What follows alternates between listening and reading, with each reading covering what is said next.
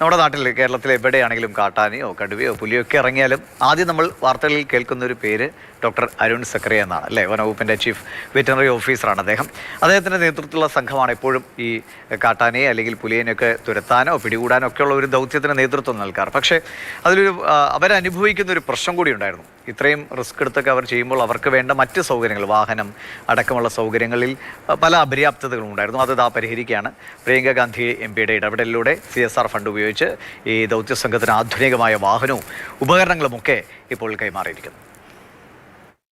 4-വീൽ ഡ്രൈവുള്ള Toyota Hilux പിക്കപ്പിലാകും ഇനി വനം വകുപ്പിലെ വയനാട് ദൗത്യ സംഘത്തിന്റെ യാത്ര.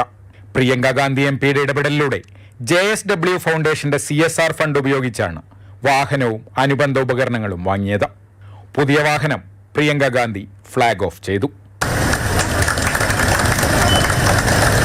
കാട്ടാനയും കടുവയും ഇറങ്ങുന്ന പ്രദേശങ്ങളിലേക്ക് കാടും മലയും താണ്ടി വേഗത്തിലെത്താൻ ടൊയോട്ട ഹൈലക്സ് സഹായകരമാകും.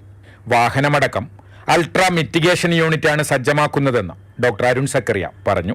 പുതിയ സാങ്കേതിക വിദ്യകൾ വരുന്നുണ്ട്. അങ്ങനെ രീതിയിലൊരു അൾട്രാ മിറ്റിഗേഷൻ യൂണിറ്റ് ഉണ്ടാക്കുക എന്നുള്ളതാണ് ഇപ്പോൾ ചെയ്തിരിക്കുന്നത്. ഒരു ഹൈ എൻഡ് വാഹനം, എല്ലാ ടെറൈനിലും കയറാൻ പറ്റിയൊരു വാഹനം. ഈ വാഹനം മാത്രമല്ല, ഇതിൻ്റെ കൂടെ ഒരുപാട് എക്യുപ്മെന്റ് ഉണ്ട്. മയക്കുവെടി വെക്കാനുള്ള ആധുനിക തോക്കുകൾ, തെർമൽ ഡ്രോണുകൾ, ക്യാമറകൾ തുടങ്ങിയവയും വാങ്ങിക്കഴിഞ്ഞു.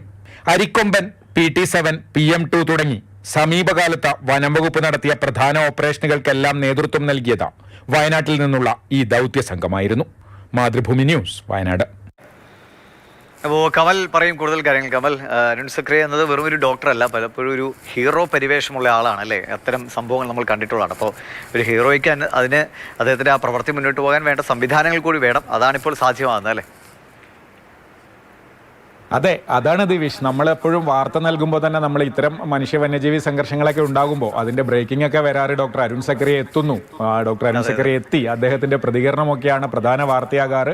അദ്ദേഹവും അദ്ദേഹത്തിന്റെ സംഘാംഗങ്ങളും ഇത്തരം ഓപ്പറേഷനുകളിലൊക്കെ അത്രയും വൈദഗ്ധ്യം നേടിയവരാണ്. നമുക്കറിയാം, അരിക്കൊമ്പന്റെ ഓപ്പറേഷനാണെങ്കിലും PM2, PT-7 ഇതിലൊക്കെ ഈ എത്തിയത് ഡോക്ടർ അരുൺ സക്കറിയയുടെ നേതൃത്വത്തിലുള്ള വയനാട് ദൗത്യ സംഘമാണ്.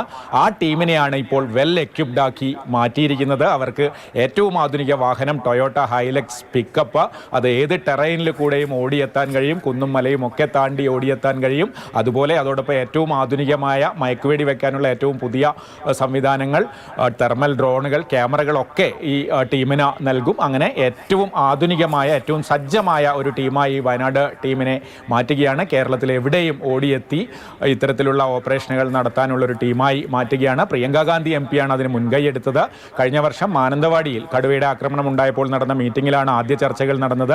കഴിഞ്ഞ മാസം വയനാട്ടിലെത്തിയപ്പോൾ അവർ ദീർഘനേരം ഈ ഡോക്ടർ അരുൺ സക്കറിയയുടെ ഓഫീസിൽ തന്നെ എത്തി അവിടെ അദ്ദേഹവുമായും അദ്ദേഹത്തിൻ്റെ സംഘാംഗങ്ങളുമായും ചർച്ചകൾ നടത്തിയിരുന്നു. അതിനുശേഷമാണ് ഒരു മാസത്തിനുള്ളിൽ CSR ഫണ്ട് ലഭ്യമാക്കി ഇത്തരത്തിൽ ഏറ്റവും ആധുനികമായ സംവിധാനങ്ങൾ വനംവകുപ്പിൻ്റെ ഈ വയനാട് ദൗത്യ സംഘത്തിന് ലഭ്യമാക്കി. ശരി, അപ്പോൾ ദൗത്യങ്ങൾക്ക് അല്ലേ കൂടുതൽ വേഗം വരും, കൂടുതൽ പെർഫെക്ഷനോടുകൂടി അവർക്ക് കാര്യങ്ങൾ അപകടരഹിതമായി ചെയ്യാനുള്ള ഒരുപാട് പുതിയ എക്യുപ്മെൻറ്റ്സ് ഒക്കെ ഉണ്ടെന്ന് അദ്ദേഹം സൂചിപ്പിച്ചു. അപ്പോൾ എല്ലാം നന്നായി നടക്കട്ടെ, അത് കൂടുതൽ ആളുകളിലേക്ക് കൂടി അതിൻ്റെ ഉപകാരം എത്തിച്ചേരട്ടെ.